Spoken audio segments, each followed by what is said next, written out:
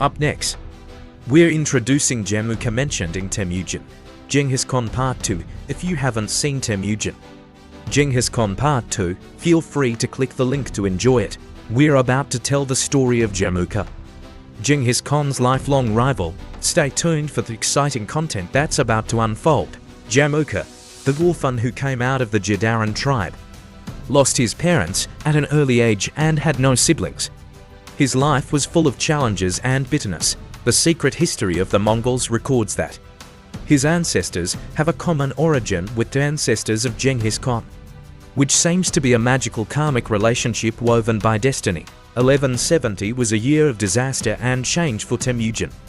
After the death of his father, his followers went away from him, defecting to Kiril-Tuk, the leader of the Tayachid tribe, and Jamukha. This twist of fate caused Jamukha to rise among the Mongolian tribes and become a dominant faction. At the same time, Temujin also faced a major challenge in his life. Temujin had just taken the first step on his entrepreneurial journey when he was suddenly attacked by the Merkit tribe due to an old feud. At this time, Jamukha and Gur Khan appeared. They sent troops to help Temujin and defeated the Merkit tribe. After the war, they incorporated Temujin's family into their own tribe, making possible a shared life. However, a year after living peacefully together, Temujin quietly left to begin his own life and career. In 1187, a ground-shaking war occurred on the prairie. The dispute between Temujin and the Merkit tribe escalated once again, ultimately erupting into a fierce battle. But the war was not in Temujin's favor. He was forced to leave his original land and come to seek shelter with Jamukha facing the already existing competitive relationship. This inevitably made Jamukha waver. However, Jamukha did not choose to exile Temujin. Instead, he decided to join forces with Gur Khan, the leader of the Karai tribe, to help Temujin fight against the Merkit tribe. In this war named after revenge, Jamukha and Gur Khan joined forces to defeat the Merkit tribe. The fruits of revenge and glory further enhanced Jamukha's status among the Mongolian tribes, making him a strong player among them. Temujin found a new alliance and regained his lost tribe. Under such circumstances, Jamukha chose to form an bond with Temujin again. As the years passed on the prairie, with the arrival of 1188, a silently brewing storm was simmering between Temujin and Jamukha. Temujin began to privately recruit Jamukha's followers, an action that Jamukha saw as a challenge to his authority. The tension between the two escalated, and their trust and friendship began to crack. In the wind of the prairie, the sound of the striking iron pans symbolized the upcoming conflict between the two former blood brothers.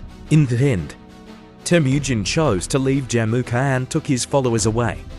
They quietly left under the cover of night, leaving only Jamukha gazing at Temujin's retreating figure under the moonlight, his heart full of confusion and pain. In the scorching summer of 1189, Temujin was elected Khan of the Mongol tribe. News that spread like a whirlwind to every corner of the prairie, despite the turmoil in his heart. Jamukha still sent people to express his congratulations to Temujin. However, in the quiet before the storm, Taika, Jamukha's younger brother, brazenly stole the horses of Zelm, a subordinate of Temujin, to protect his sovereignty. Zelm did not hesitate to kill Taika. This news, like a bomb, ignited Jamukha's fury. Driven by rage, Jamukha, no longer considering his old affection for Temujin, quickly assembled the power of 13 tribes such as Tayachid and initiated the famous Battle of the 13 Sides. They rushed towards Temujin's tribe like wild beasts, resulting in Temujin suffering an unprecedented blow and a significant loss in that battle. The friendship between Temujin and Jamukha ultimately turned into ashes. In the snow of 1190, the conflict between Jamukha and Temujin finally came to a head, sparking the shocking Battle of the 13 Sides. In this battle, Jamukha exhibited an extremely fierce fighting style and victory seemed within reach. But the joy of victory did not last long. Jamukha's treatment of prisoners of war revealed his cold and cruel side. He boiled the captives of the Kinos tribe in a big pot, a behavior that shocked all observers.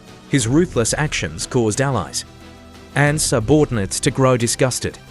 They could not accept his disregard for humanity for personal gain.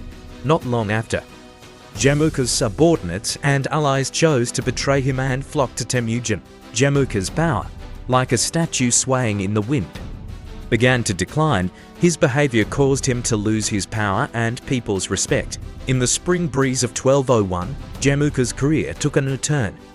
11 tribes such as the Taychiat, Tartars, and Murkit united to elect him as Gur Khan to confront Temujin's forces. He became the central figure in a massive war, which was later known as the Battle of Khoisan. However, amidst the smoke of gunpowder, Jamukha's army faced the allied forces of Temujin and Gur Khan. In that war, Jamukha's army was defeated.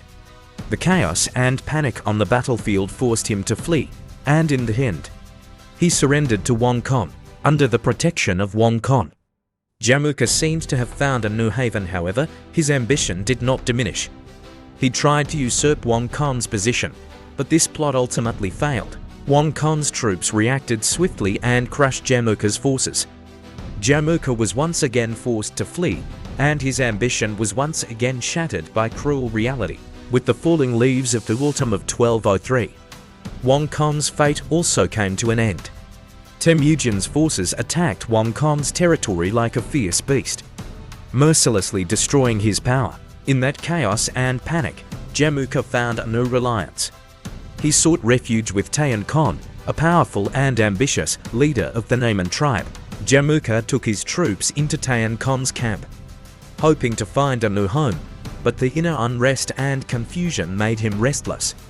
He knew that he was once again entering an unknown struggle, and the future was full of uncertainties. He had to confront the shadow that always haunted his heart, Temujin. In 1204, the wheel of fate turned again, and this time it was Tayan Khan's downfall. Temujin's cavalry, like a flood, broke through Tayan Khan's defenses and defeated his troops beyond rescue.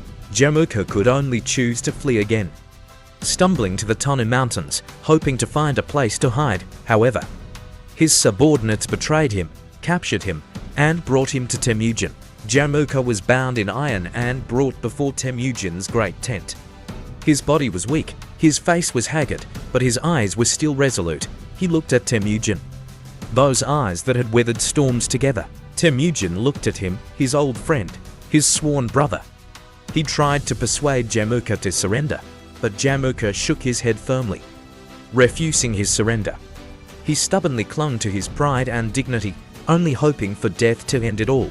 When Jamukha requested death, the atmosphere in the tent suddenly became heavy. He pleaded with Temujin for death, but hoped to die without shedding blood.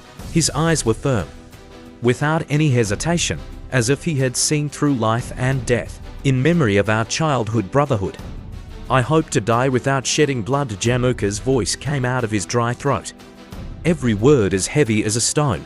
Temujin silently looked at him, his eyes full of conflict and pain. They were once the closest of friends, brothers in life and death, but now they were enemies. He didn't answer immediately, just quietly looked at Jamukha. Then he slowly nodded. "As you wish." His voice was deep and firm, as if bidding farewell to their once brotherly friendship. The Mongolian shamans of that time deeply believed that anyone who died with bloodshed would have their souls forever tormented by the pain of that moment, and it would be difficult for them to ascend to the heavenly kingdom of eternity. Temujin understood this belief, so he respected Jamukha's decision and let him leave the world in a bloodless manner. Jamukha, he left a deep mark in the history of Mongolia. He was Temujin's childhood friend and also his greatest enemy. Jamukha was born into a humble background and his growth was full of hardships, but he became a respected leader by his own strength and wisdom. However, he ultimately could not resist the power of Temujin, and due to his brutal acts, his allies turned to Temujin. Jamukha's story is a story full of war, strategy, and human nature, and his life is a profound reflection on power, loyalty, and fate. Although he ended his life as a loser, he remained a warrior who steadfastly adhered to his beliefs and dignity. If you like this story, please help us by subscribing and sharing. Thank you.